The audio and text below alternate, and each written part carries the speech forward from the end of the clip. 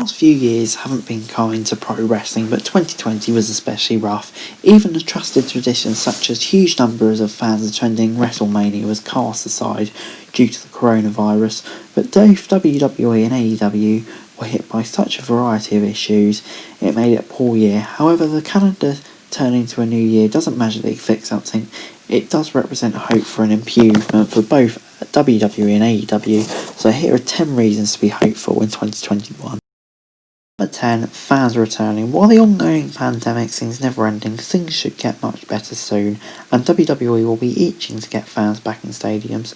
Not only will this be much better for those in attendance, but also for those watching at homes. It will also give WWE a better idea of what storylines are hitting and what storylines aren't hitting, and how some characters react to fans, as we have seen in the big time recently, and let's just say it hasn't always gone to plan. Hopefully that will change though when fans are back. Number 9, expanding the rosters. Even if fans were not allowed to attend, WWE and AEW bring in more superstars. The company released several employees over the pandemic, but it did bring in some, and tournaments such as the Mae Young Classic always bring in a few new talents, and with AEW bringing on new stars at a rate just an incredible rate really, like Ricky Starks, Brody Lee, Goss Redis, God Rest His Soul, and Matt Hardy all coming in. Should be interesting to see who they bring in next. Number 8, inactive wrestlers returning.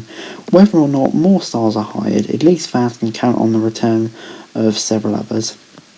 Pat coming back on AEW has been a big boost, but with soon the next of Eddie, Edge, Ricky, Ridge Holland, Tegan Knox, Jinder Mahal, Mickey James, Chelsea Green, Chris Statlander, hopefully returning soon. That'd be a big boost. And of course, Becky Lynch, I'd love to see her back in a ring at some point this year. Number 7, AEW Trios titles. Tony Khan has previously mentioned the possibility of Trios titles, and it seems to be getting ever closer. Too many belts can be a bad thing, but with so many great heels in AEW, such as the Elite and the Best Friends, and SCU, Team Taz, loads of them, introducing a new championship would make things more interesting, and I'd be really keen to see what each of those teams could do with the titles, because it would be bloody class. Number 6, the Royal Rumble. And the Royal Rumble doesn't seem to always work out, but last year's Royal Rumble was just incredible. Edge making his return, Drew McIntyre becoming the star. It's unlikely it will feel the same without fans in attendance, but it still gives you hope, and of course it starts the road to WrestleMania, and who doesn't love WrestleMania season, with all the stars returning and all the big matches coming.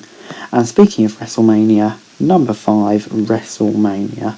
There is little chance WrestleMania 37 will go down without WWE trying to compensate from last year's Performance Center show. One idea was to redo as much of the 2020 card as possible, this time with fans in the attendance, and hopefully that will be it.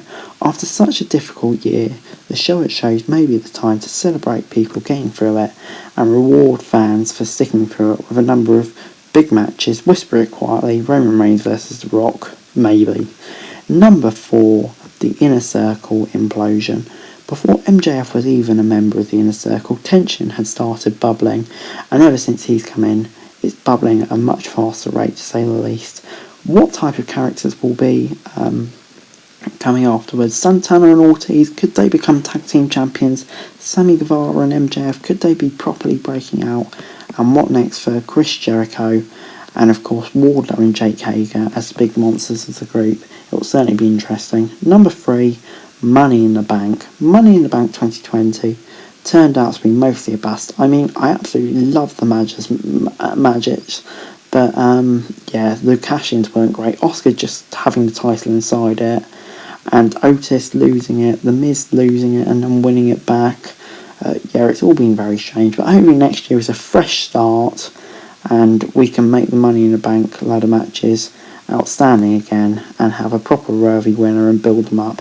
But number 2, AEW Blood and Guts. AEW was unable to schedule Blood and Guts between the Inner Circle and the Elite due to the pandemic, but hopefully in 2021 this will be resurrected and we can get some more blood, guts and lovely stuff like that. coming up to see what all of these wrestlers can do. Because my, get John Moxley in this match and it could be incredibly gruesome. Imagine Moxley v Omega in a blood and guts match. That would just be insane.